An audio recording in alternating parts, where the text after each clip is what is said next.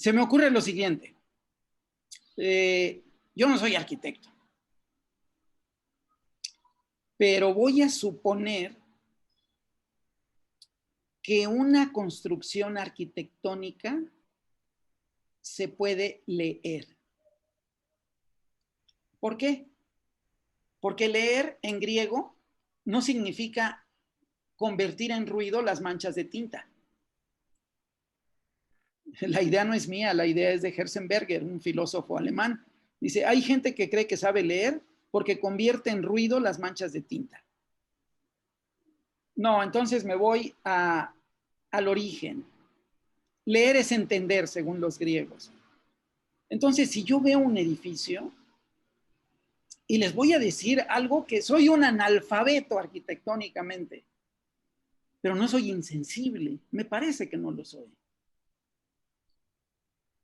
He ido 2 veces a la capilla de las Capuchinas,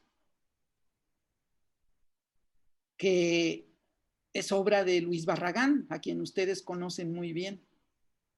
Es increíble la experiencia que yo tuve ahí. Fue increíble. Ha sido, y quiero ir otra vez, en Tlalpan de la Ciudad de México.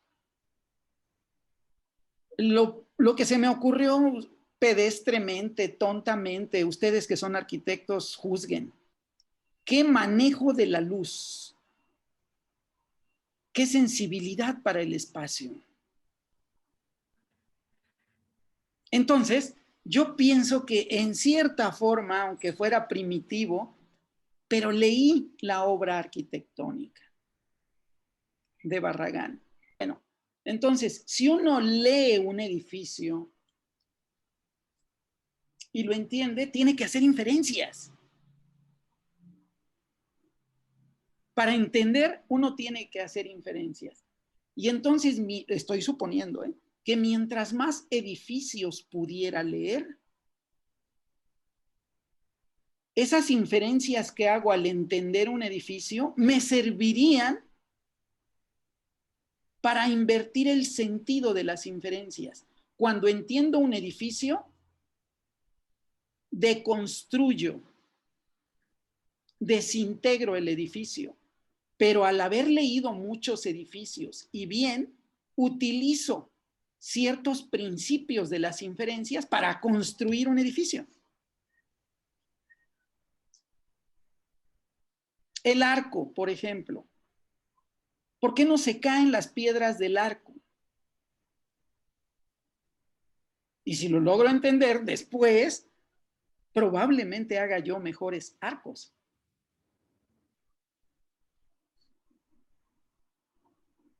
Entonces, la inferencia es parte de la vida. La hacemos todos los días. El problema es que quizá hemos dejado de hacerla con rigor. Y si no leemos buenos textos, buenos artículos, va a ser más difícil que hagamos buenos artículos. No lo digo en el sentido de la aportación al conocimiento. Por lo pronto y desde nuestro punto de vista lo estoy diciendo desde el punto de vista de la construcción del artículo. Al parecer, haciendo una comparativa, la acción de redactar se parece mucho a la acción como arquitectos cuando diseñamos. Siento que tiene mucho parecido, al igual es hilar ideas, ¿no? Solamente que unas son expresadas en letras y otras son expresadas en obras arquitectónicas, ¿no? Al final siento que es una acción en donde, porque el diseño no sale como a la primera, ¿no? De la misma manera que un escrito, ¿no? Tienes que hacer una propuesta, haces otra y vas puliendo dentro de un proceso, ¿no? Que es el que me imagino nos irá guiando, pero nunca lo había visto como usted lo ha mostrado y me recuerda mucho a ese proceso que hacemos. Al final, la acción de redactar tiene mucha es pensar, ¿no?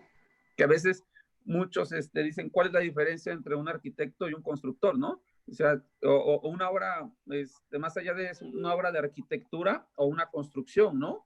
Es que una piensa y está pensada, ¿no?